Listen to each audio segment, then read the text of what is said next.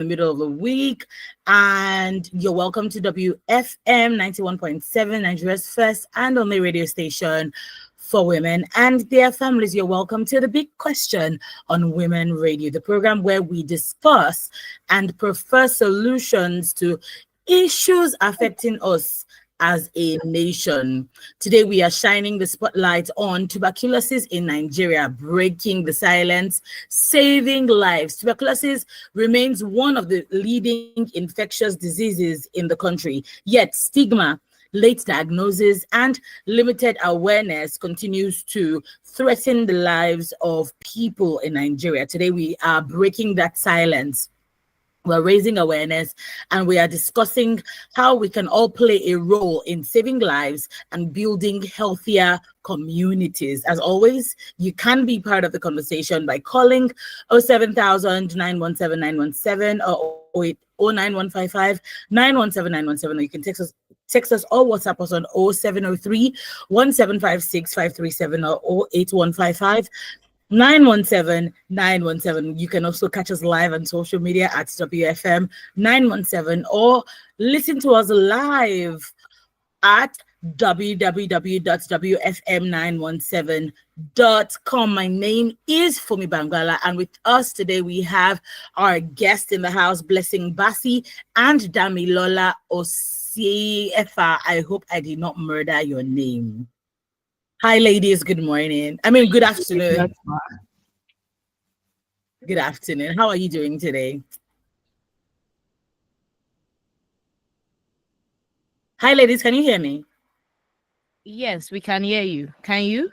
Oh, I'm fine. Thank you. Okay, we're just gonna get into it. Well, once again, welcome to WFM, and we're glad that you are having this conversation with us. So, what is tuberculosis, and how common is it in Nigeria today? Anybody can go first. All right. Good morning, everyone. My name is Blessing Bassi.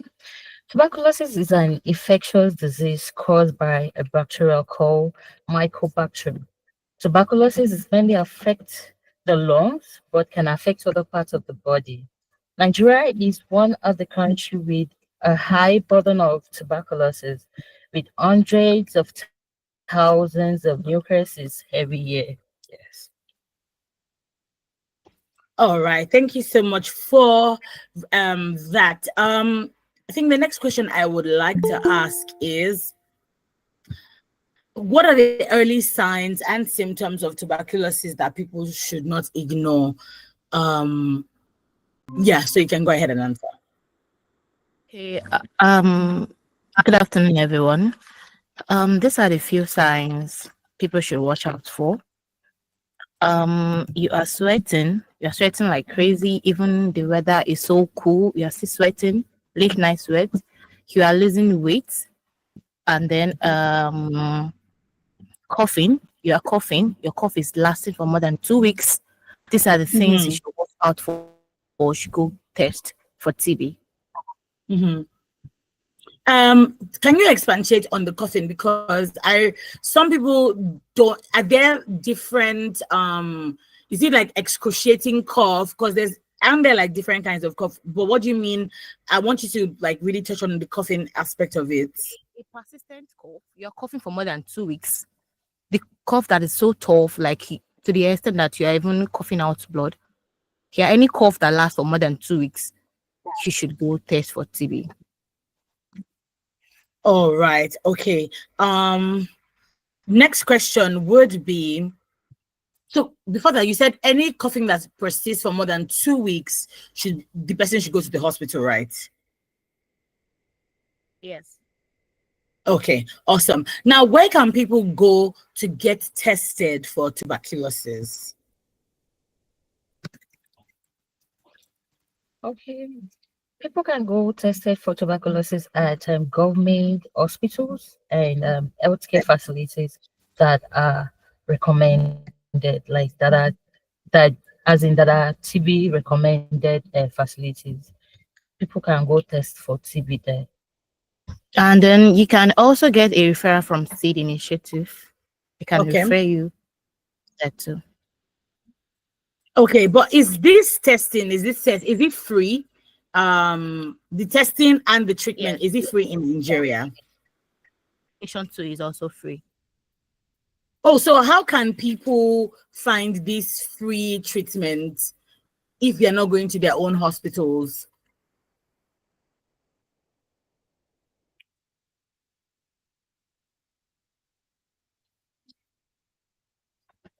Hi, ladies. Can you hear me, ladies? We can. Yes, we can. Okay, I said, like, what hospitals do they go to be able to get this free treatment? That's the question I asked. Okay. They can go for this test in any general hospital. Even Okay. TB is the kind of cases that government are really looking into now. Like right now, they can go to any government hospital, PHC, to go test. Any government hospital that is around their area, they can go test for TB. Okay. All right. Next up, we have the next question I want to ask is this. This TB treatment, is it curable, or is it something that stays with the person who has it permanently? Also, how long does this treatment normally take? TB is really curable, and it depends on. So if the person takes his or her drugs properly, it's Mm-hmm. curable. So Okay. if you stop your drugs, that means, and you want to go back, it might result to drug resistance. So if you're Mm. a TB patient and you are placed on a drug, you are advised to take your medication properly and appropriately, so that it will not result to drug resistance or taking you back to your Mm. as in TB maybe stuff. So it's advisable you take your medication properly so you be treated properly. Thank you. Oh, okay. Then why is it important to, just to follow up on that question, why is it important to complete full treatment even if you start getting better? Because let me give you me, if you give me drug, if I'm ill and I take the drugs, the moment I start feeling better, I don't think I have ever completed my dosage unless maybe there's somebody watching me. So why is it important that this treatment is complete even if you start getting better? Okay. Stopping treatment early can cause drug resistance. It will make Okay. this TB to come harder and more expensive to treat, because Okay. we have different type of stages of treatment. We have the one of 6 months. We have the one of 1 year, as it should be from the clinic. The doctor will prescribe it for you. So you need to stay on treatment, because if not, the TB is going to come harder and it's going to be expensive for you to treat. Okay, okay. What are the dangers? Let's move to the dangers of not finishing this TB medication. If you don't finish it, what happens? You had mentioned it a little. You said it will be harder to treat, but what are other dangers of not finishing? Um, Dangers attached to it, it might return stronger and more resistant to drugs. Longer treatment period, up to 18 to 24 months. Increased risk of spreading TB to others, Yeah, and risk of death if untreated. yeah. Oh, even death. Oh, that's interesting. Wow. Okay. So you heard it here that if, in case it is you or someone that you know, if they are being treated for tuberculosis, please make sure that they finish their treatment. You're still tuned into WFM 917, the voice of women, Nigeria's first and only radio station for women and their families. And we're currently speaking with Blessing. Let me say your names right. Let me try again. Blessing Basi and Damilola Osiefa.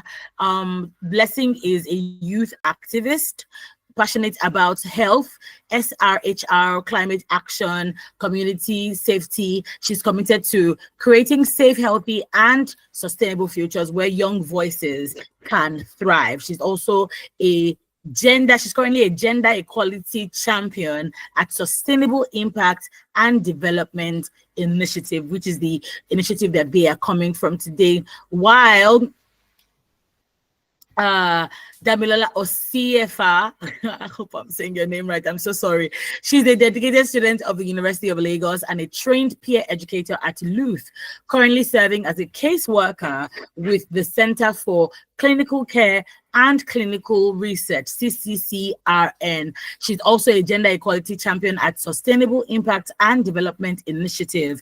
She's passionate about youth empowerment, sexual and reproductive health and rights, SRHR, advocacy and education, committed to creating safe spaces, driving impactful conversations, and supporting young people to make informed choices about their health and future. They're here talking to us about tuberculosis in Nigeria, breaking the silence and saving lives. One more time, you're welcome to the show, ladies.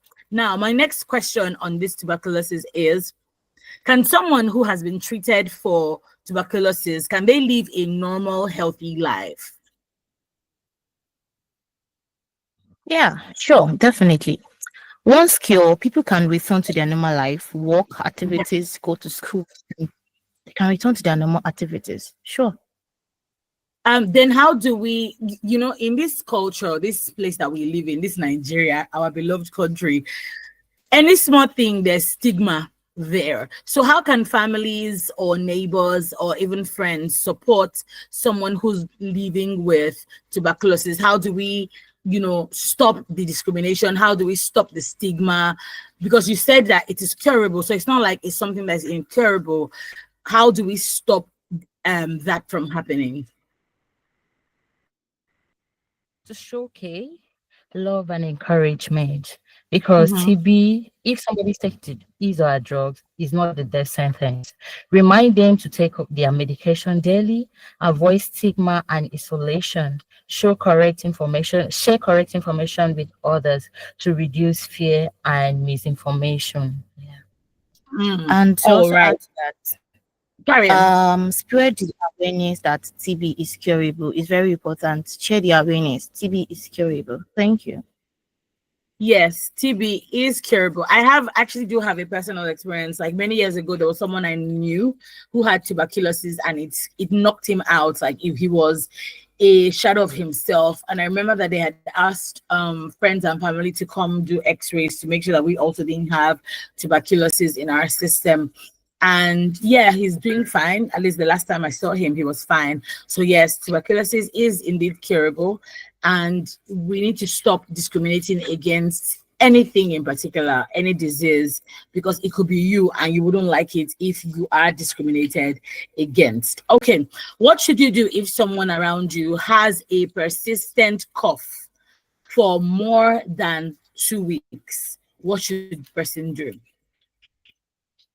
Okay, in that case, you should make sure you encourage them to get tested for TB immediately at the health center around them. Immediately, they should get tested for TB.